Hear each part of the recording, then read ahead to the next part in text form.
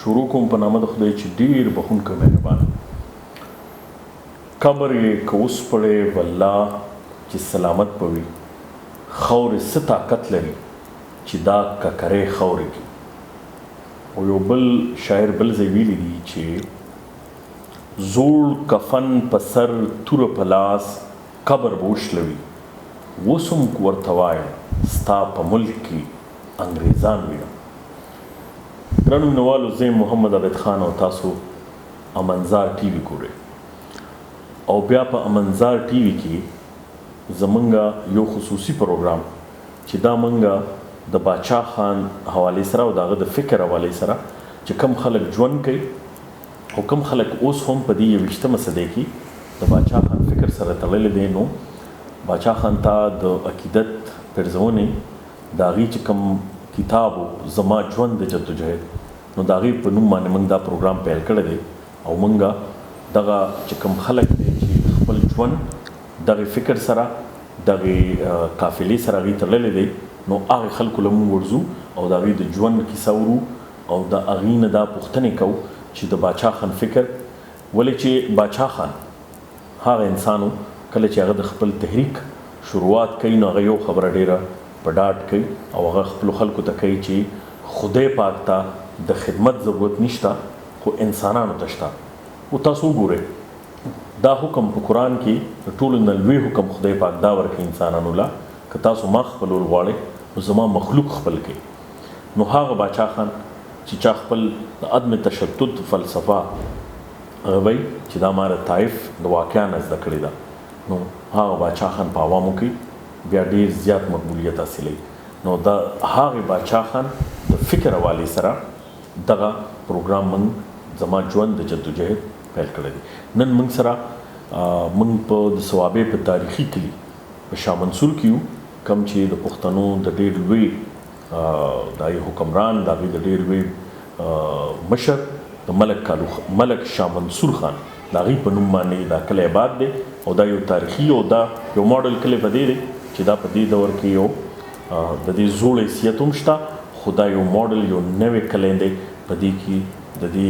که تاسو وزټ وکړو نو په دې کې د ژوند چې څومره سهولیات دي، لوی لوی هسپتالونه، جوډیشري کمپلیکس ورسره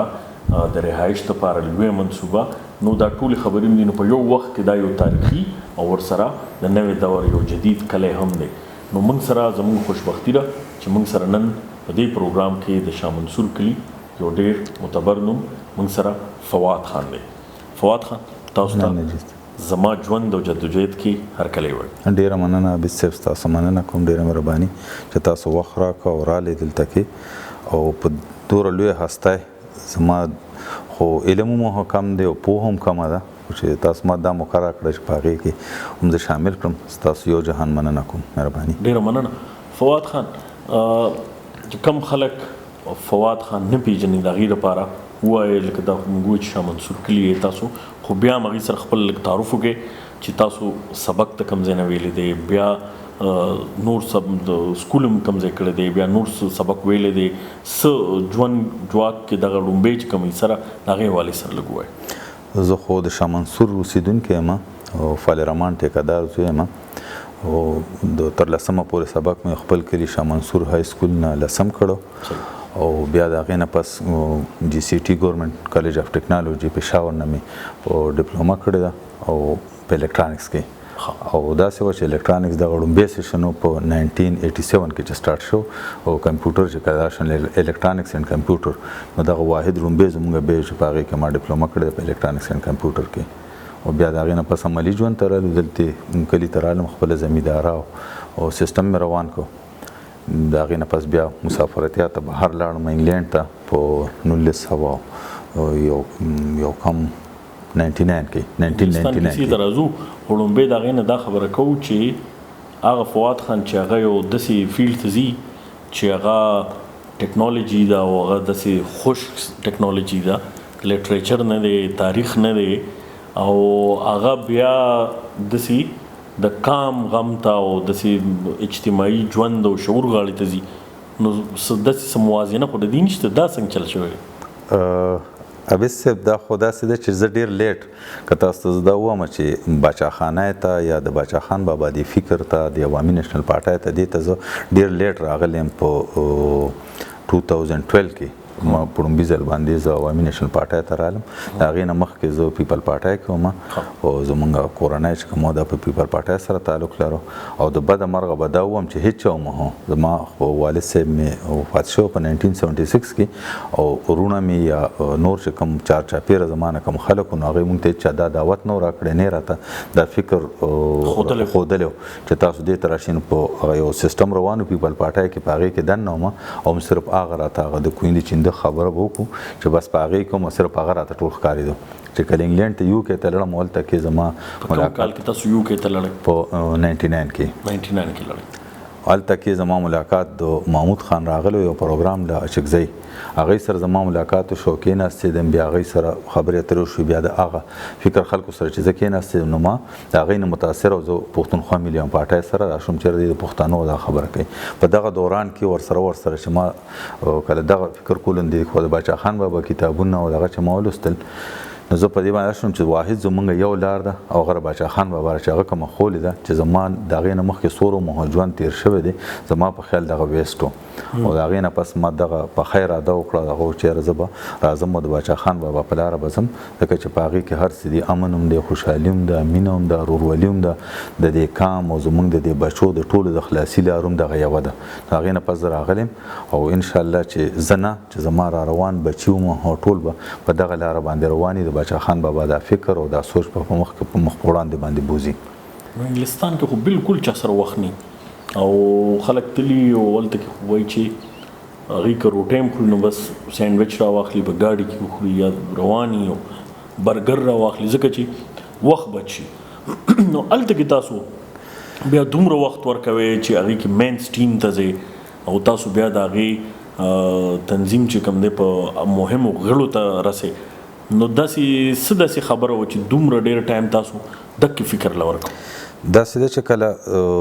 وړومبی یو کتاب باندې وکړو وړومبی زما ژوند او زما جدوجهد د باچاخان بابا کم باندې چې تاسو ته پروګرام کوي نو د هغې نه پس په هر یو پښتون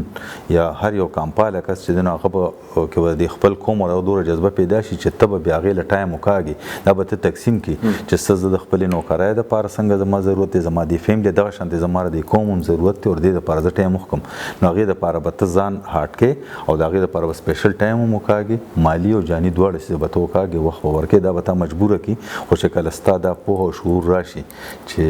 دغه کتاب کې داسې څه خبره چې ډېر زیات تاسو په هغه وخت کې زه د 99 او د 2000 دغه 2000 خبره کوم چې کله مطلب د نن نه 22 کاله مخکې نو فواد خان باندې داسې څه خبرې ډېر زر اثر وکړو دغه کتاب د باچاخان بابا خو هر یوه خبره دغه وړ ده خو د ټولو نه غټه خبره دا چې هغه زما د قوم زما د دې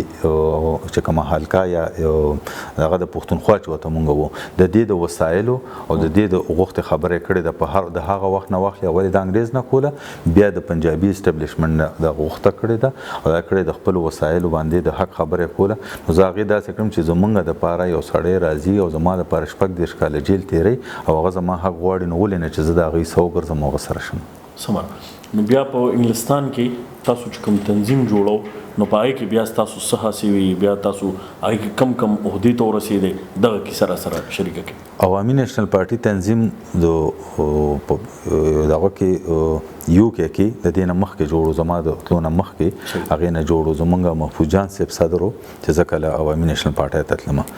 زه وړومبی چې رالم اول خو ممبر وم بیا په وړومبي کال باندې چې کله هلته کې تنظیم سازي نوې تنظیم سازي کېده په هغې کې د عوامي نیشنل پارټۍ لندن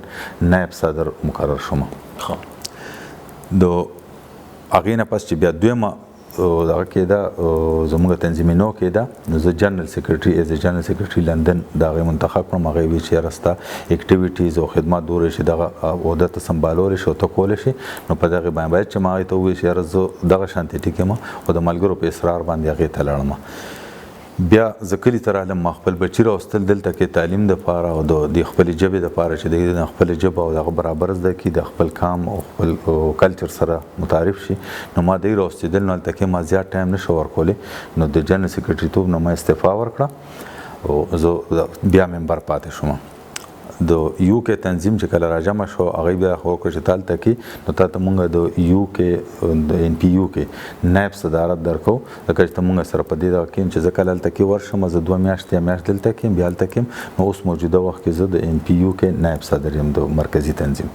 زبردست خو کلی د چرشه په خبر کې هر څه د فکر سره څنګه ځان منسلک کوي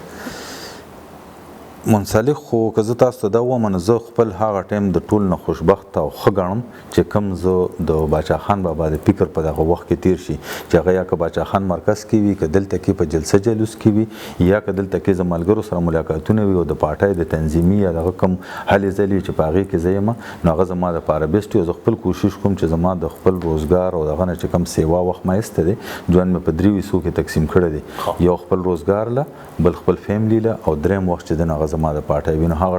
ټول ټایم زه یا خپلو مشرانو تلانو ښځه ګرځم د علاقې چې کوم مشران دي نو هغوی ښځه ځم خدای خدمتګاران یا زما د کلي چې کوم زاړه مشران دي خدای خدمتګاران نو زه هغوی سره ګرځم د هغوی نه راته معلومات هم کېږي او د هغوی نه ډېر زده کړه مو کوم نو هغه ټایم زما بهتر وي او هغه زه تقریبا د ژوند 3 حصو کې تقسیم کړی یو حصه زما د پارټۍ دپاره وي یو حصه زما د روزګار دپاره د پیسو دپاره بغیر د هغې نه هم ګزاره نه کېږي او دریم زما فیملی دی نو زه خپلو بچو سره یو ټایم زه خپل بچو سره تېروم او نن 26 جولای وه نن څه اکټیویټیز نن خو سهار نه چې راپاڅېدو نو هغه چې څنګه ایز یوزول جنډه وخېژوله او تازه کړه او رالو هغې سره هم لږ ساعت چې دی نه بچي مو هم راسره شاه منصور خان هم جنډه اوچته کړې وه ما هم جنډه اوچته کړې وه هغه هم دغه کړه او ورځ مو هم نمانځله خپلو بچو ته څه وایې د پارټۍ والي سره یا د باچا خان والي سره داسې ډېرې ضروري خبره ورته کومه یې وکوئ ضرورت دا کوم چې بچې خپل سبق ړومبې وایي خپل سبق په تاسو باندې فرض دی خو دې سره چې څنګه سبق فرض دی دغه شانتې تاسو باندې د دې خپلې پارټۍ او د دې باچا خان بابا د دې فکر او د سوچ کې کار کول دا په تاسو باندې فرض دی نو خپل ژوند کې بدیل هم پوره صبر کوئ د دې مکمل سټډي چې تاسو د سبق نه فارغېږئ چې تاسو تر خپلو اتلانو د باچا خان بابا د دې باچا خانه د دې فکر او د سوچ تاسو ته پته وي او تاسو په مخکې تا کولی شئ چې ستاسو برایټ مایند وي چې تاسو ته پکې دغه نه لکه نن چې څنګه زمونږ زیاتره بچي داسې دي چې هغوی خبر نه دي د هغې د وجې نه هغوی په یوه پارټۍ په بله پارټۍ په یو لیډر او په بل لیډر پسې روان وي نو زه خپلو بچو سره چې ماسخوتن هر ماسخوتن کینم نو د باچا خان بابا او د باچا خانه په خبره باندې لازمي مونږه څه ټایم